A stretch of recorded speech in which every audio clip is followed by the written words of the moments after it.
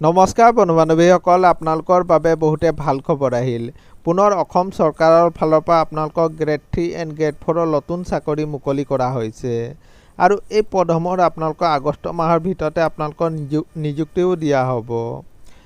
আৰু এই পদসমূহৰ বাবে আপোনালোকে কোনো ধৰণৰ ৰিটেন এক্সাম আপোনালোকে দিব নালাগে, মাথো আপোনালোকৰ মৌখিক পৰীক্ষাৰ যোগেই আপোনালোকৰ সিলেকশ্যন কৰা হ'ব।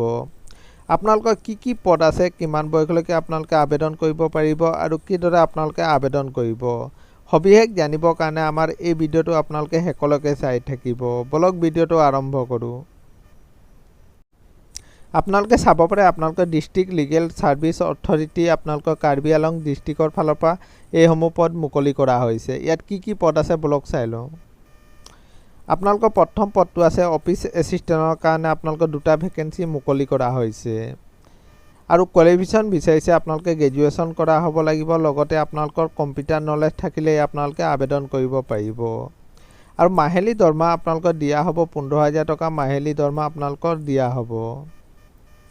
আৰু 2 নম্বৰ পদটো আছে আপোনালোকে ডাটা এণ্ট্ৰি অপাৰেটৰৰ।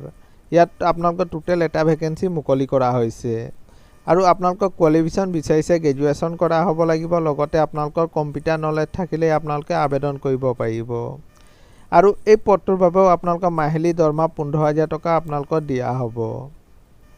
আৰু 3 নম্বৰ পদটো আছে আপোনালোকৰ অফিচ পিয়নৰ কাৰণে। ইয়াতো আপোনালোকৰ 2টা ভেকেঞ্চি মুকলি কৰা হৈছে আৰু কোৱালিফিকেশ্যন বিচাৰিছে মাথো আপোনালোকে 8 পাছৰ পৰা এই পদটোৰ বাবে আবেদন কৰিব পাৰিব।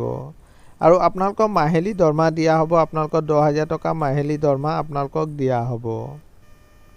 আৰু এই পদসমূহৰ বাবে কোনো ধৰণৰ আপোনালোকে ৰিটেন এক্সাম দিব নালাগে, মাথো আপোনালোকৰ ইণ্টাৰভিউৰ জৰিয়তে আপোনালোকৰ সিলেকশ্যন কৰা হ'ব।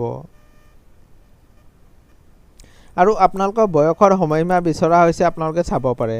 মিনিমাম আপোনালোকৰ 18 বছৰ হ'ব লাগিব আৰু মেক্সিমাম আপোনালোকে 38 বছৰলৈকে আবেদন কৰিব পাৰিব। আৰু SC ST হ'লে আপোনালোকৰ 5 বছৰ এজ ৰিলেক্সন আপোনালোকৰ দিয়া হৈছে আৰু OBC হ'লে আপোনালোকৰ 3 বছৰ এজ ৰিলেক্সন দিয়া হৈছে। আৰু এই পদসমূহৰ বাবে আপোনালোকে অফলাইন আবেদন কৰিব লাগিব। অফলাইন আবেদন কৰিবৰ কাৰণে আপোনালোকে ষ্টেণ্ডাৰ্ড ফৰ্ম ফিল-আপ কৰি আপোনালোকে নিজৰ ডকুমেণ্টসমূহ লগত গাঁঠি আপোনালোকে পোষ্টযোগে পঠাব লাগিব। আৰু এপ্লিকেশ্যনৰ লাষ্ট ডেট ৰখা হৈছে আপোনালোকে 5 আগষ্টলৈকে এই পদসমূহৰ বাবে আবেদন কৰিব পাৰিব।